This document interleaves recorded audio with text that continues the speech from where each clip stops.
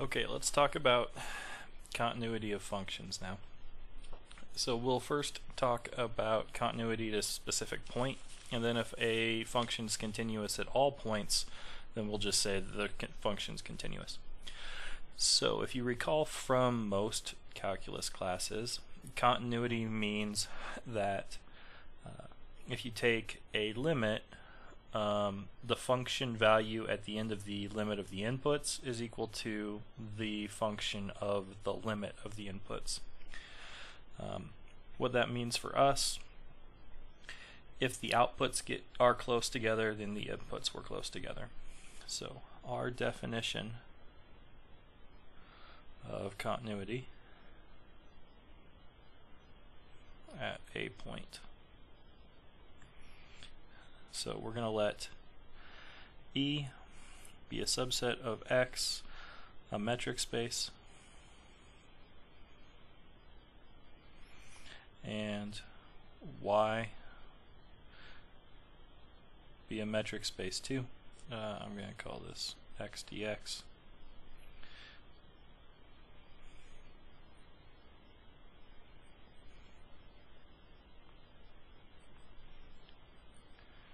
So we got a metric space into another metric space. If P is an element of E and F maps E to Y, we say F is continuous at P if given epsilon bigger than 0, there exists delta bigger than 0, so that whenever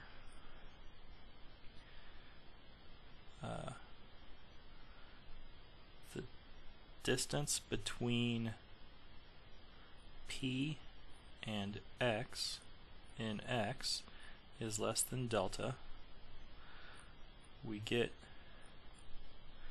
the distance in Y between F of P and F of X is less than epsilon. Okay, this looks a lot like our definitions for limits, and it is. We don't have the 0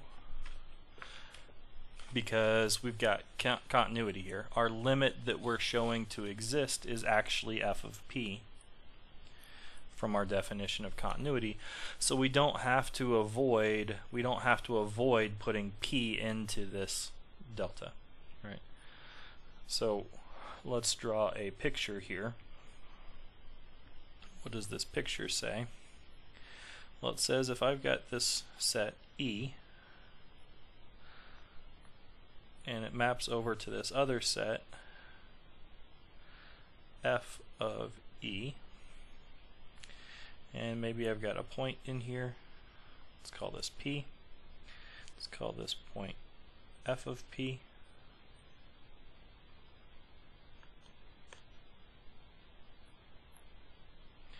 Then if I want to get over within epsilon here,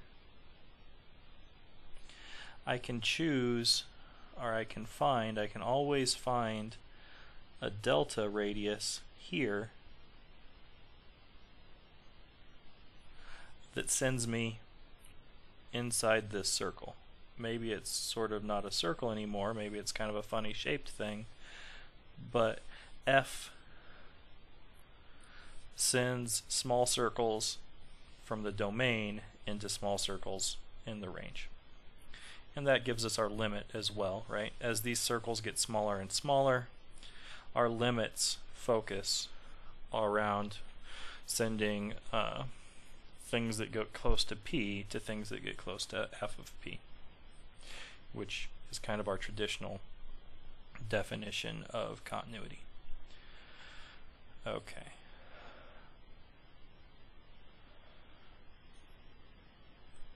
So let's prove a theorem.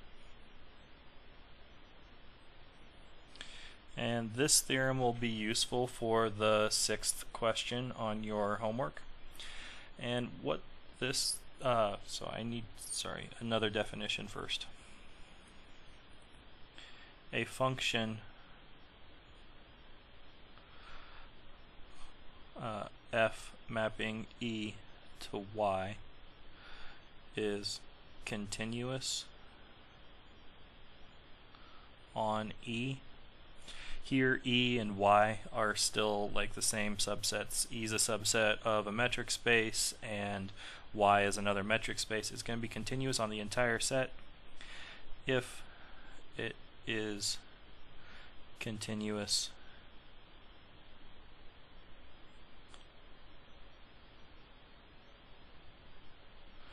at every point of E. Okay. So just like in your calculus classes, if we have continuity at a point, that's great. If I have continuity everywhere, it's kind of even better. We call a function continuous if it's continuous everywhere. Okay, now the theorem. And this theorem will be useful for your homework. So, a function is continuous if and only if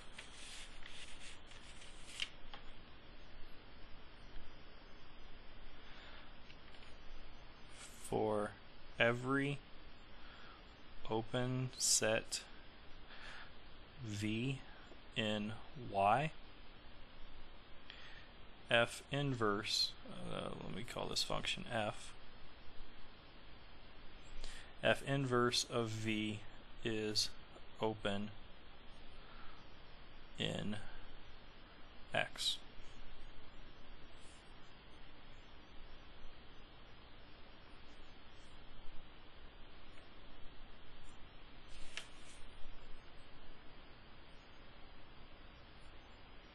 Okay, so this function f is a map from X to Y. This is Theorem 4.8 in your book.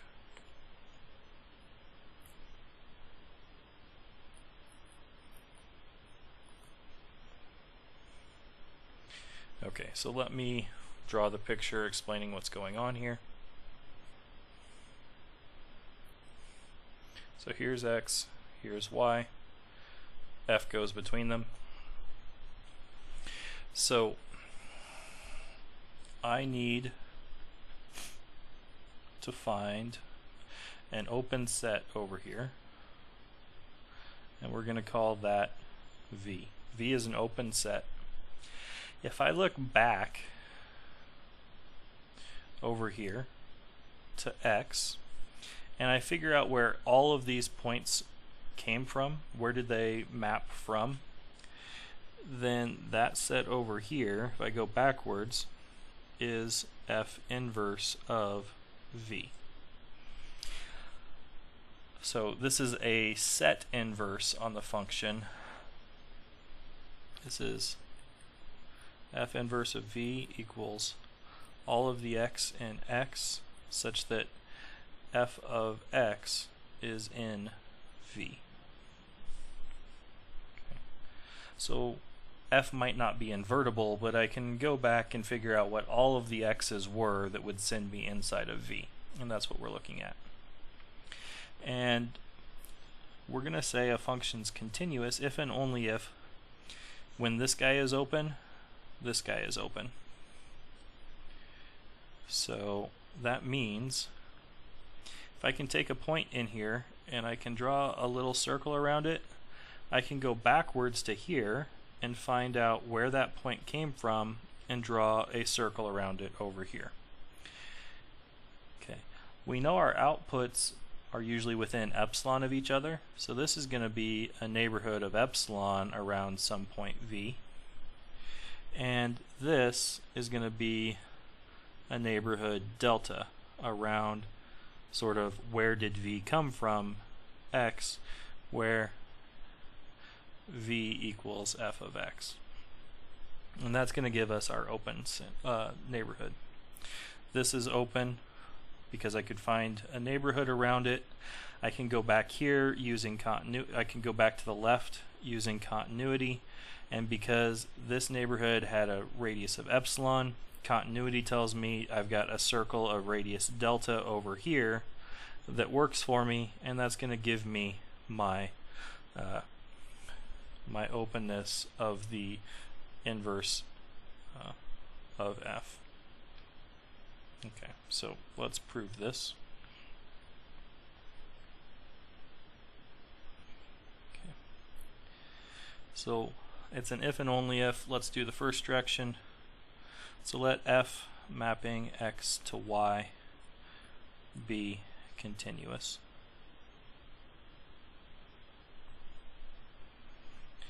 And let v subset of y be open.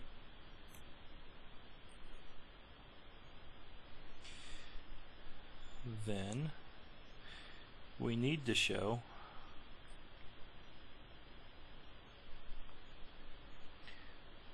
f inverse of v is open. So take x in f inverse of v.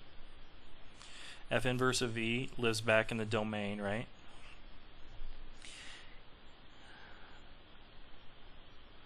Look at f of x, which is in v.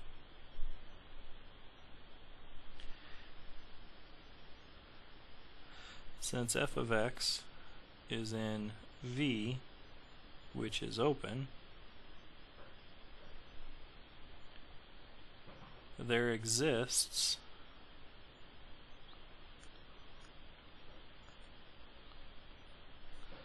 some epsilon bigger than 0 with the neighborhood of radius epsilon around f of x completely contained in v. Right. For a neighborhood, for a set to be open, every point has to have a neighborhood that's completely contained in that set. We're just going to find that neighborhood that's completely contained in the set and use it. Now, by continuity then,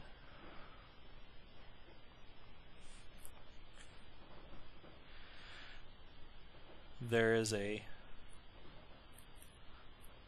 delta bigger than 0 such that if the distance in x between x and let's take just another point, z, is less than delta, then the distance in y between f of x and f of z is less than epsilon.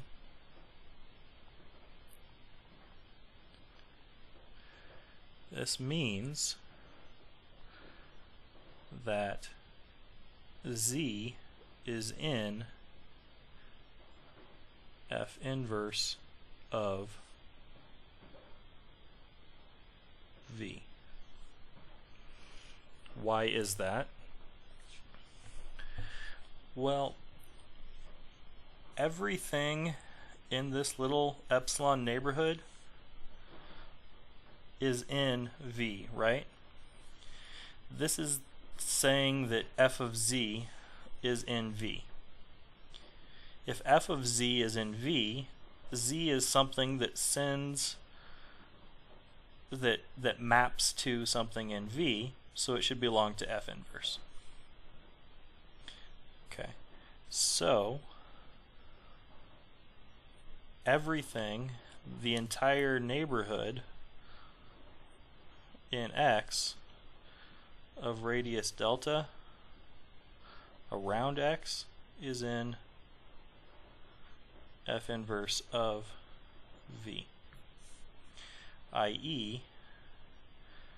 every point of v has a neighborhood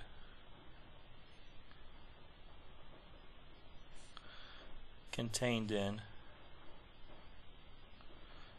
v, making v open. Okay, so that shows one direction. If I have a continuous function, inverse images of open sets are open. Let's show the other direction. Suppose f inverse of v is open whenever v subset of y is open. Then we need to show continuity. Okay, so let's show continuity at a specific point.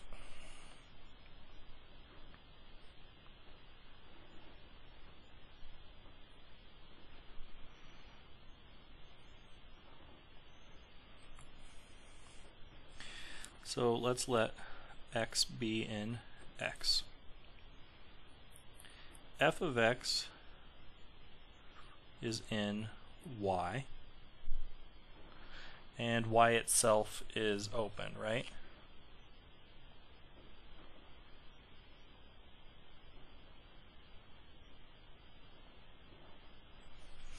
If you take the entire set, of course it's got to be open, because every point in there you can draw a circle around it that's still inside the entire set, right? That's kind of how that works.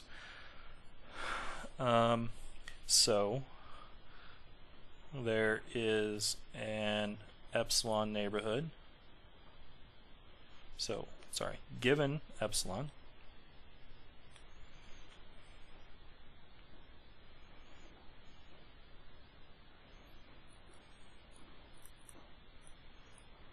bigger than 0, neighborhood of epsilon around f of x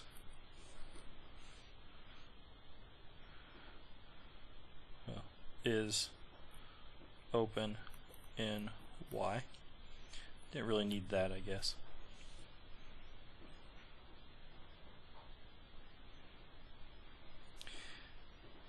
Now, by assumption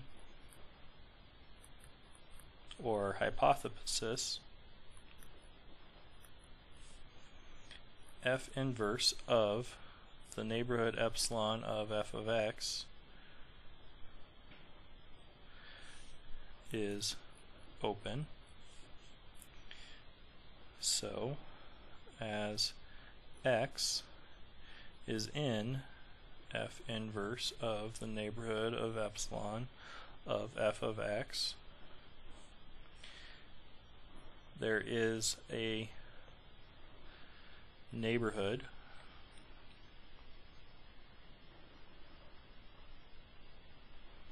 say in delta of x such that in delta of x is completely contained in f inverse of in epsilon of f of x.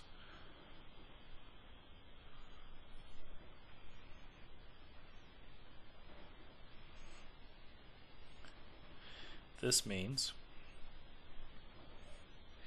if the distance in x between x and z is less than delta, then the distance in y between f of x and f of z is less than epsilon, as we meant to show.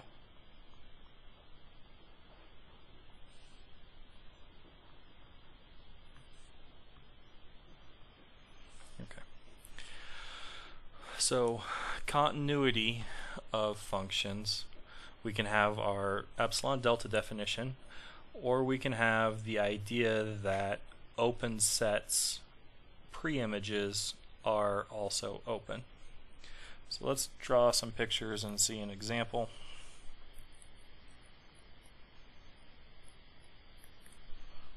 Okay. Let's take f of x equals sine of x. We haven't used any trig functions yet. This will be our first trig function that we use. Okay, so sine of x, we've got this nice sinusoidal curve. So let me take an open neighborhood in y. So maybe I've taken this open neighborhood in y. Then I kind of get a band of where did the outputs come from. Well, if I have an output in this open neighborhood,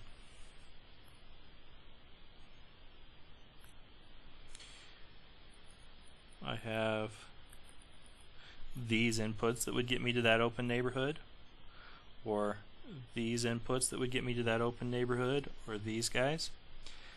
But these are open sets because I've got dotted lines kind of everywhere, right? If we think about that as our students would. I don't actually ever get to this point or to this point. These points don't belong to the orange neighborhood. But if I'm just a little bit above them, they belong to the orange neighborhood. Same here, right? This doesn't belong to the orange neighborhood, but if I go a little bit above it, it does. So my input sets are open.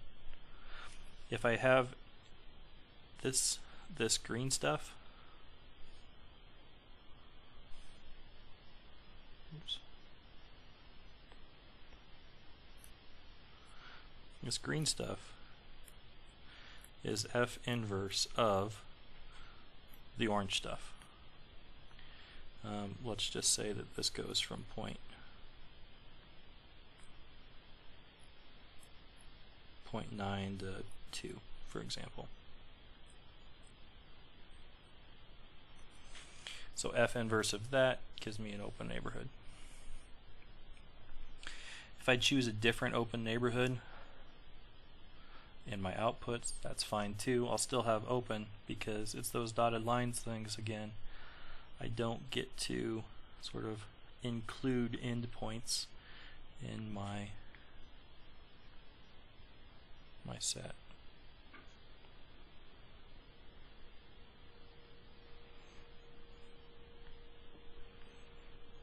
So let's take maybe this open set.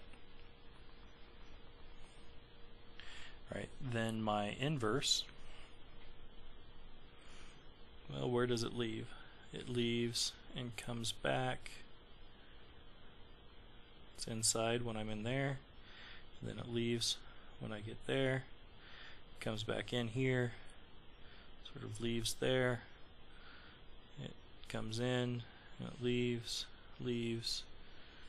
so on.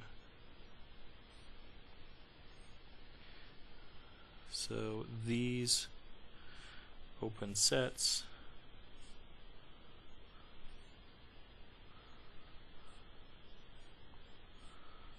are F inverse of, maybe for example, negative 1/2, 1/2. Okay.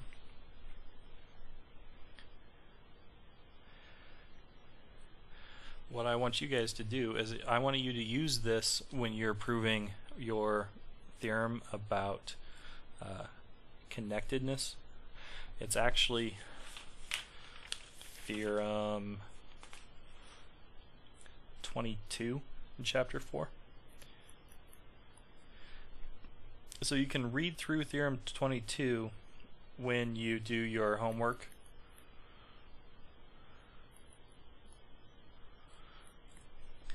And that's the proof that I'm kind of wanting, but I want you to put it into your own words and kind of expand on what they're doing there. They're kind of terse and they're kind of short about how they're explaining things.